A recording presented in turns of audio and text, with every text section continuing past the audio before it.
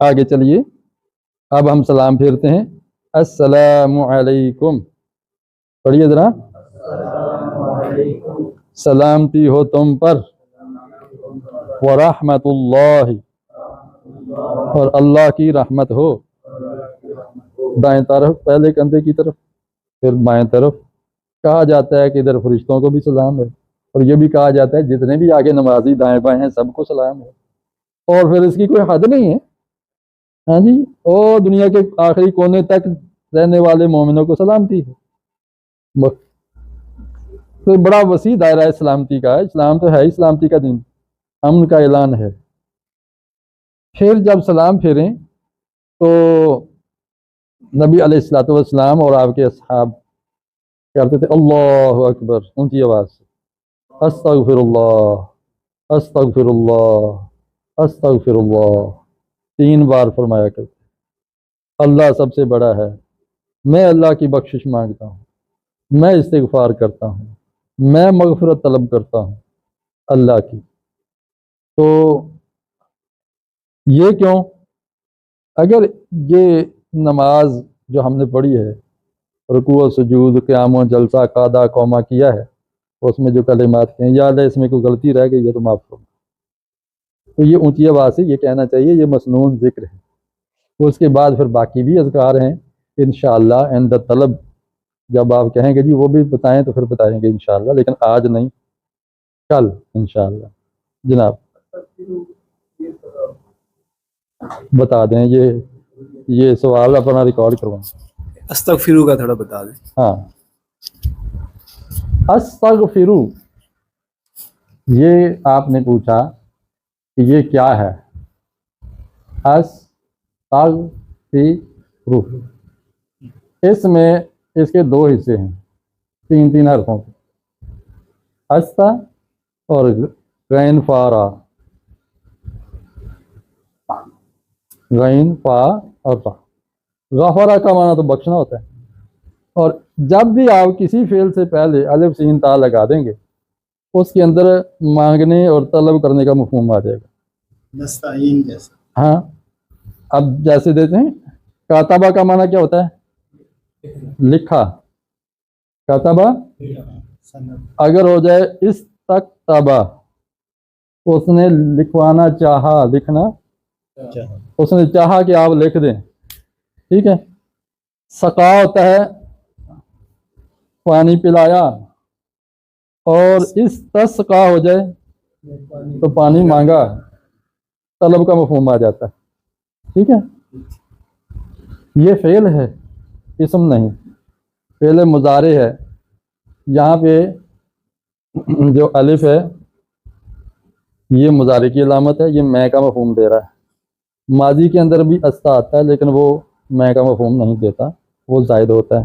فی الحال آپ میرا خیال اتنا ہی جاننا چاہتے ہیں کہ یہ اسم ہے یا فعل ہے یا حرف، تو یہ فعل ہے، فعل مضارع ہے، پریزنٹ ٹینس یا فیوچر ٹینس میں اس کا ترجمہ کرتے ہیں۔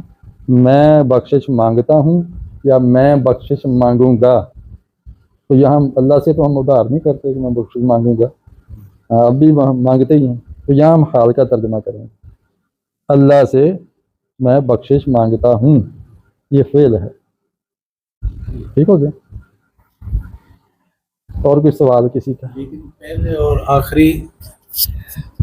اور آخری حرف پہ جب زبر آتی ہے تو وہ تو ماضی نہیں بن جاتا؟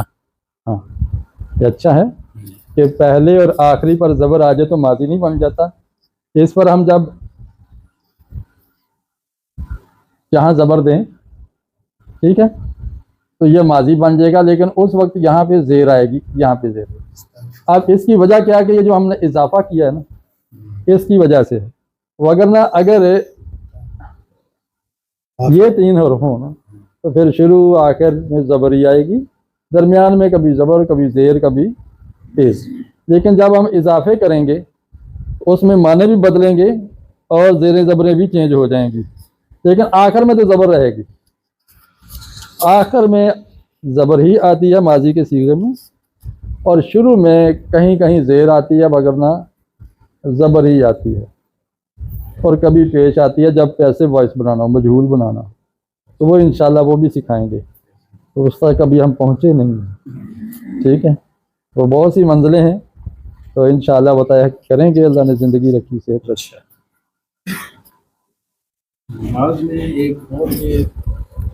نماز میں ایک اور بھی دعا کہتے ہیں، مجھے بھی نہیں آتی ہے، کہ اس میں 4 چیزیں ہوتی ہیں، جب تک وہ نہ مانگیں تو نماز صحیح ادا ہی نہیں ہوتی ہے. اس طرح میں نے سنا ہے. ایک جیسے ہے کہ دجالی فتنے سے، اور آگ سے، اس سے کچھ اور ہے وہ یاد نہیں. کیا وہ ضروری ہے یا یہ پڑھنے سے بھی نماز تو میں کوئی کہتے ہیں نا کہ خلل نہیں آتا؟ نماز ہی نہیں ہوتی. اس کے کہنے کا مطلب یہ ہوتا ہے کہ یہ پڑھا کریں، اس کا اہتمام کریں. اس کا مطلب آپ رب کے دربار میں گئے مانگنے کے لیے تو کچھ بھی نہیں مانگا، یہ نہیں مانگا تو کچھ بھی نہیں مانگا. یہ کہنا چاہتا ہے جو بھی آپ کو مسئلہ بتا رہا ہے. تو اگر نہ یہ ہے کہ وہ دعا نہ کریں تو دعا تو ہو جاتی. مطلب ہے کہ وہ اس کی اہمیت ہے، آپ اس کو کریں. نبی علیہ الصلوۃ والسلام یہ دعا کیا کرتے تھے. اب میں آپ کو وہ دعائیں ساری پڑھ کے سنا دیتا ہوں.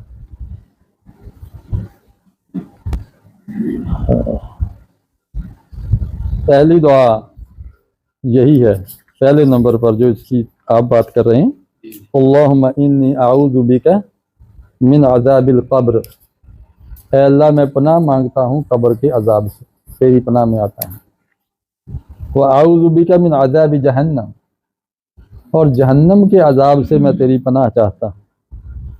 وَأَعُوذُ بِكَ مِنْ فِتْنَةِ الْمَسِيحِ الدَّجَّالِ. اور دجال مسیح کے فتنے سے بھی تیری پناہ چاہتا ہوں. وَأَعُوذُ بِكَ مِنْ فِتْنَةِ الْمَحْيَا وَالْمَمَاتِ. زندگی اور موت کے فتنے اور آزمائش سے بھی تیری پناہ میں آتا ہوں. اللہم انی اعوذ بک من المأثم والمغرم. یا اللہ گناہوں سے اور ادھار اور قرض کے بوجھ تلے دبنے سے بھی میں تیری پناہ میں آتا ہوں.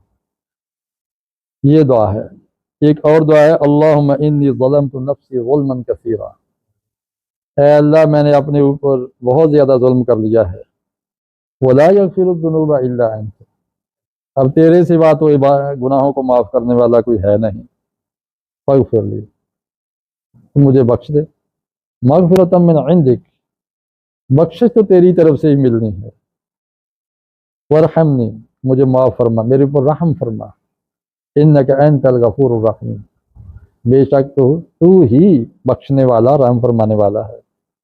ایک اور دعا کرنی چاہیے، اللہم اغفر لی.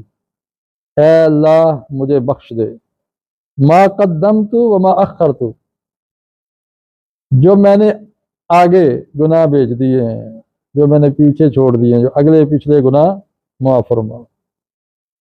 وما اسرت وما اعلنت، جو میں نے چھپ کے کیے ہیں وہ بھی معاف کر دے. جو اعلانیہ کیے ہیں گناہ وہ بھی معاف فرما دے. وما اسرفت، اور جو بھی میں نے زیادتیاں کر لی ہیں وہ بھی معاف فرما. وما انت عالم به منی، اور ان سارے قصوروں کو معاف فرما جس کو تو جانتا ہے میری طرف سے. شاید میں بھی بھول گیا ہوں لیکن تجھے تو سارا پتہ ہے، تو وہ سارے معاف فرما.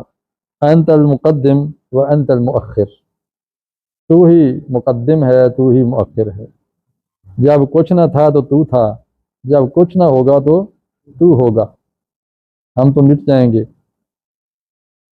لا الہ الا انت، نہیں ہے کوئی عبادت کے لائق مگر تو ہی. پھر چوتھی دعا ہے، اللہم انی اسألک الجنہ. اے اللہ میں تجھ سے جنت کا سوال کرتا ہوں. وَأَعُوذُ بِكَ مِنَ النَّارِ، اور آگ سے تیری پناہ میں آتا ہوں. آخر میں یہ بھی دعا ہے، پانچویں دعا ہے جو ہم اکثر کرتے ہیں، رب اجعلنی مقیم الصلاۃ ومن ذریتی ربنا وتقبل دعا ربنا اغفر لی ولوالدی وللمؤمنین یوم یقوم الحساب. تو بہت سی اس کے علاوہ بھی جتنی بھی آپ دعائیں کرنا چاہیں سلام پھرنے سے پہلے، یہ دعا کی قبولیت کا بہترین وقت ہوتا ہے. تو دعائیں یاد بھی کرنی چاہیے اور زیادہ سے زیادہ کرنی چاہیے. اور ہر ضرورت کی دعائیں قرآن اور حدیث میں موجود ہیں.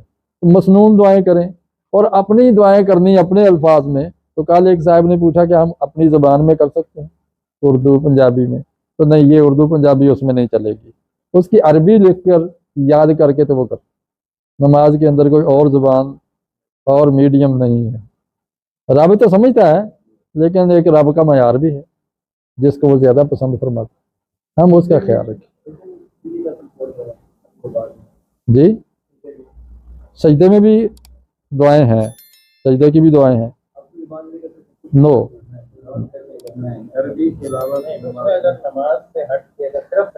نماز سے ہٹ کے صرف سجدہ ہو تو دعا سجدے میں پڑھ کے کرنے کا نبی علیہ السلام نے تو اس طرح کی ہیں کہ ہاتھ اٹھا کے کی، یوں ہاتھ اٹھا کے، اتنے بھی ہاتھ اٹھائے ہیں کہ آپ کی چادر جو کندھے پہ تھی وہ بھی گر گئی بدر کے میدان میں، کیمپ کے اندر، جنگی کیمپ کے اندر دعا کی۔ تو پھر حضرت ابوبکر صدیق نے کہا کہ یا رسول اللہ بس کیجئے، بس کیجئے۔ جی ثابت ہے۔ دنیا حسنۃ وفی الآخر حسنہ وقنا عذاب النار۔ اس میں ایک آگے بھی ایڈ کرتے ہیں، وہ کر سکتے ہیں وادخلنا الجنۃ مع الابرار یا عزیز و یا غفار یا رب العالمین، کر سکتے ہیں، لیکن اس کے اندر ایڈ نہیں کریں گے، وہ الگ سے دعا بنائیں، وہ الگ سے۔ کیونکہ یہ قرآن کی آیت ہے، اس میں ہم اضافہ نہیں کر سکتے، کمی بھی نہیں کر سکتے، یہ ہم حکایت کر سکتے ہیں، ٹھیک، نیریٹ کر سکتے ہیں۔ تو اس کی اپنی چونکہ برکت ہے، اس کی اپنی حفاظت کے بھی نقطۂ نظر سے کہ انسانی کلام اس میں شامل نہ ہو۔ یہ جی جی کر سکتے ہیں، آپ آدھا گھنٹہ بیٹھے رہیں کریں، سلام پھیرنے سے پہلے پہلے کریں، لیکن بشرطے کہ انفرادی نماز ہو۔ اگر جماعت کروا رہے ہیں تو میں معاف کیجیے گا، لوگوں کاموں پہ جانا ہے تو کہیں مولوی صاحب بیٹھے نہ ہوں۔ یہ رکن یمانی اور ہجر اسود کے درمیان بھی یہ زیادہ تر دعا جو ہے نا ربنا آتنا جی جی یہ آخری سوال ہے کیونکہ ٹائم۔ اچھا، یہ آخری سوال۔ عطیات میں جب عطیات مکمل ہو جاتا ہے، چھوٹا عطیات جس کو ہم کہتے ہیں، جی جی اس کے بعد اگر بندہ کوئی بھی بیٹھا اس نے پڑھ دیا، آگے درود شریف شروع کر دیا اور پھر اس کو یاد آیا کہ میں نے تو آگے نماز پڑھنی ہے، کھڑا ہو گیا، تو کیا اس پہ اس کی نماز ہو جاتی ہے یا سجدہ سہو کرنا چاہیے یا نہیں کرنا چاہیے؟ حدیث میں نے پڑھا کہ لِكُلِّ صَاحِبٍ سجدتین، سجدتان، اس طرح کے الفاظ ہیں۔ ہر بھول پہ سجدہ سہو ہے، چھوٹی بڑی بھول ہو جائے تو سجدہ سہو ہے۔ آگے دین کی سمجھ رکھنے والوں نے، ماہرین نے یہ کہا ہے کہ اگر 3 کلمات پڑھ لیجئے، 3 لفظ، یعنی یہ اتنا پڑھ لیا اللہم صلی علی محمد، یعنی اللہم صلی علی محمد، اتنا پڑھ لیا یا اتنے پڑھا نہیں ہے، اتنی دیر بیٹھا رہا جس میں یہ کلمات پڑھے جا سکتے ہیں، تو وہ سجدہ سہو کرے گا۔ اور سجدہ سہو بہترین حل ہے شکوک و شبہات سے اور پریشانیوں سے بچنے کا۔ بڑی سے بڑی غلطی ہو جائے نماز کے اندر سجدہ سہو ہے۔ جی آخر میں سلام پھیرنے سے پہلے سجدہ سہو کر لیں، سلام پھیر لیا ہے اس کے بعد یاد آیا تو پھر سجدہ سہو کر لیں اور پھر سلام پھیر لیں۔ امام کے پیچھے اگر آپ بھول جاتے ہیں، چاہے سارا کچھ ہی بھول جائیں، کوئی سجدہ سہو نہیں ہے، امام کی نماز آپ کی نماز ہوگی۔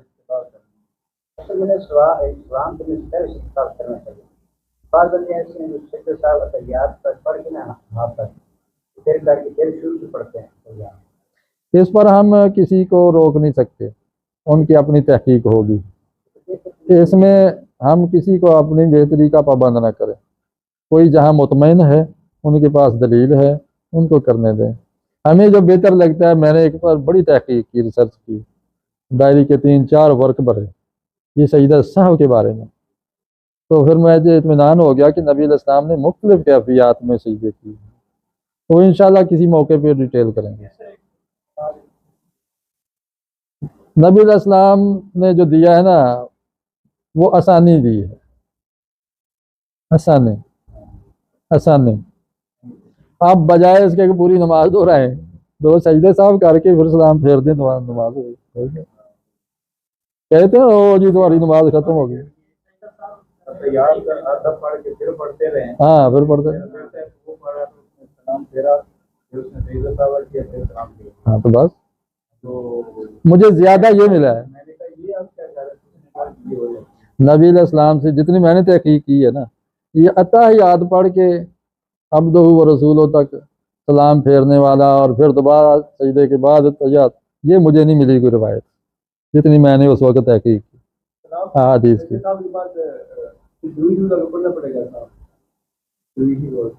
سجدہ صاحب کے بعد کوئی درود شریف نہیں،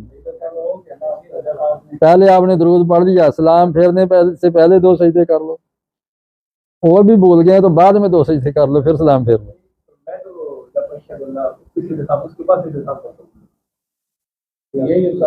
یہی میں کہہ رہا ہوں نا کہ اس پر مجھے کوئی روایت نہیں ملی اینڈ پہ، تو میں اس کو اختیار کرتا ہوں، آپ اپنی مرضی۔ چینل بھرے پڑے ہیں بھائی لوگوں مفتیوں سے، ان سے سوال پوچھ لیں، دیکھ لیں۔ ہاں یہ ختم کر دیں، یہ سبحانک اللہم وبحمدک ونشہد ان لا الہ الا انت نستغفرک ونتوب الیک، سورہ عصر پڑھ لیں۔